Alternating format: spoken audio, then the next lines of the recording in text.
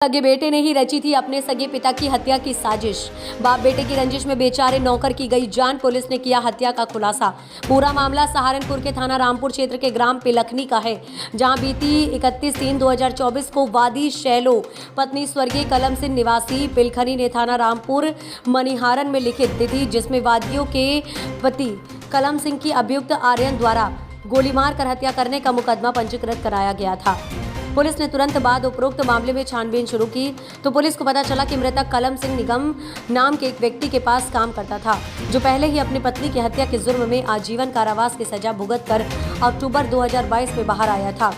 निगम ने अपनी आधी जमीन 50 बीघा पर कब्जा कर लिया था, जिसमें 4 बीघा जमीन बेच दी थी। निगम अपने पुत्र को लगातार उसकी मां की तरह हत्या करने की धमकी देता था।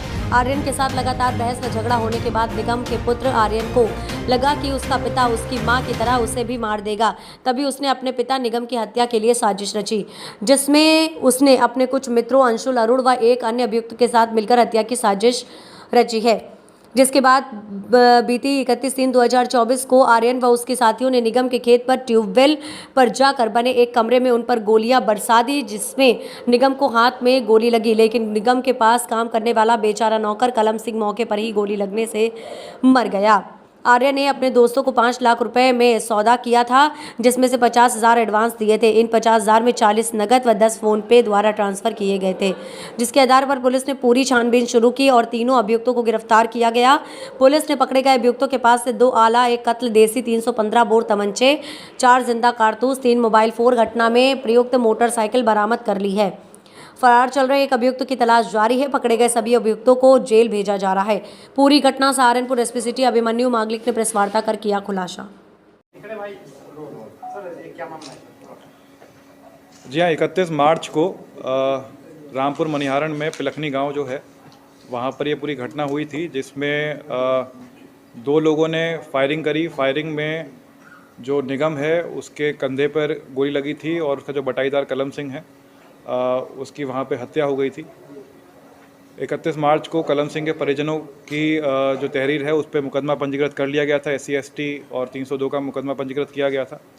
उसके बाद इसमें हमने CO नकुड़ के लीडरशिप में हमने जो सर्विलेंस टीम है और SOG टीम है और रामपुर मनिहारन की स्थानीय जो थाने की टीम है उनको लगा दिया गया था घटना के नारवण में। इसमें जो हमें वहाँ पे घटना के आसपास जो CCTV फुटेज मिली, जो आसपास लोगों से पूछताछ हुई, और हमें एक बहुत इंपॉर्टेंट ये भी क्लू मिला था कि जो इनका बेटा है निगम जो हिस्ट्री शीटर रहा है, उसका बेटा जो उसका नाम आर्यन है। आर्यन से इसकी रंजिश चल रही थी काफ़ी समय से। रंजिश के कारण बहुत सारे बताए जा रहे हैं। एक कारण तो ये था कि निगम जब जेल गया था, जिस अपराध में उसने अपनी बीवी को ही गोली मार दी थी, जो आर्यन की माँ थी उसको गोली मार दिया था, उसमें इसने 14 साल आजीवन कारावास काटा है। 1 साल पहले ही जेल से बाहर निकल कर आया था। इनके पास कुछ पैतृक संपत्ति भी थी, जिसके बंटवारे को लेकर इन दोनों में बाप और बेटे में रंजिश रहती थी।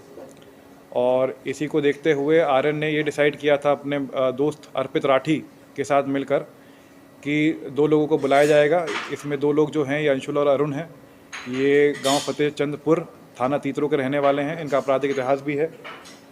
इन दोनों को बुलाया गया, इन्होंने रैकी करी और ये जो इनके पास से जो अवैध तमंचे मिले हैं, इनके द्वारा ये पूरी घटना कारित की गई थी।